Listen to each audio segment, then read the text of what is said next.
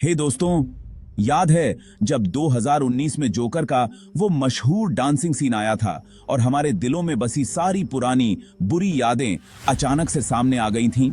तो अब एक बार फिर तैयार हो जाइए, क्योंकि जोकर 2 रिलीज हो चुकी है। और हां, इस बार फिल्म म्यूजिकल है, क्योंकि जोकर 2 था। आपने सही सुना, इस बार पूरा 2 घंटे सिर्फ नाचने गाने पर केंद्रित है। लेकिन एक बात है जो हैरान कर रही है, इस फिल्म का हाइप उतना नहीं है जितना होना चाहिए था। याद है, पहली फिल्म ने ऑस्कर जीता था, लेकिन इसके सीक्वल को लेकर उतनी एक्साइटमेंट नहीं दिख रही। मैंने भी फिल्म देखने के बाद सोचा, काश मैं भी उन लोगों में से होती जिन्हें पता ही नहीं होता कि जोकर का पार्ट 2 बना है। इस बार कहानी सड़क से हटकर कोर्ट रूम में पहुंच गई है। कोर्ट में जज के हाथ में हथौड़ा है, सामने कटघरे में जोकर खड़ा है। सवाल यह है कि आर्थर और जोकर एक ही हैं या अलग अलग। अगर एक हैं तो दोनों को ही फांसी हो सकती है, लेकिन जोकर क्या वास्तव में अस्तित्व में है या ये महज एक दिमागी बीमारी है? अब अगर आप ये फिल्म देखने का प्लान बना रहे हैं तो मेरी सलाह है कि पहले पार्ट 1 देख लें, तभी आप इस फिल्म को समझ पाएंगे। और हां, ध्यान रहे, फिल्म हिंदी में नहीं आई है और अंग्रेजी एक्सेंट भी थोड़ी मुश्किल हो सकती है, तो बेहतर होगा आप इसे सबटाइटल्स के साथ देखें। अब बात करते हैं हार्ले क्विन की। जो लोग कॉमिक्स के फैंस हैं, उन्हें पता है कि हार्ले का किरदार जोकर की जिंदगी में तूफान लाता है। लेकिन इस फिल्म में वो तूफान नहीं, बल्कि एक बम ब्लास्ट लेकर आई है जो कोर्ट के अंदर धमाका करता है। लेकिन सच कहूं तो फिल्म की कहानी में इससे ज्यादा कुछ खास नहीं है।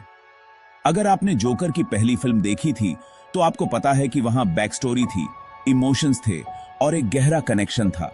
लेकिन इस बार सब कुछ नदारद है। फिल्म देखने के बाद आपको ऐसा लगेगा कि स्टोरी कहां गई, एक्शन कहां गया, और सबसे बड़ी बात, वो जो पागलपन था वो कहां गायब हो गया। इस बार आपको एक भी आइकॉनिक सीन देखने को नहीं मिलेगा और आप सिर्फ वेट करते रह जाएंगे। अगर आप सोचते हैं कि फिल्म एक्शन के बजाय इमोशंस पर फोकस कर रही है, तो अफसोस। जोकर का किरदार इस बार इतना कंफ्यूज लग रहा है कि उसे खुद नहीं पता कि उसे करना क्या है, और पब्लिक भी स्क्रीन देखकर समझ नहीं पा रही कि वो क्या महसूस करे। यह है, हार्ले क्विन और जोकर की लव स्टोरी को इंट्रोड्यूस किया गया है, लेकिन ये लव स्टोरी उतनी दमदार नहीं है, और जहां तक म्यूजिकल सॉन्ग्स की बात है, वो भी दर्शकों को एक्साइट करने में असफल हैं। कुछ सीन मजेदार हैं, लेकिन इतने नहीं कि पूरी फिल्म को बचा सके। एक बात से कैन बेसिनेसा है। अब ये बात आप मत सुनिए कि जोकर 2 सिर्फ समझदार लोगों के लिए है। सच्चाई ये है कि फिल्म बोरिंग है। इस बार कोई हिडन मैसेज नहीं है, और न ही आपको किसी सीन में दिमाग लगाना पड़ेगा। कहानी भी कमजोर है, और इसका पार्ट 1 में इमोशंस की बौछार थी, यहां आपको कुछ भी महसूस नहीं होगा।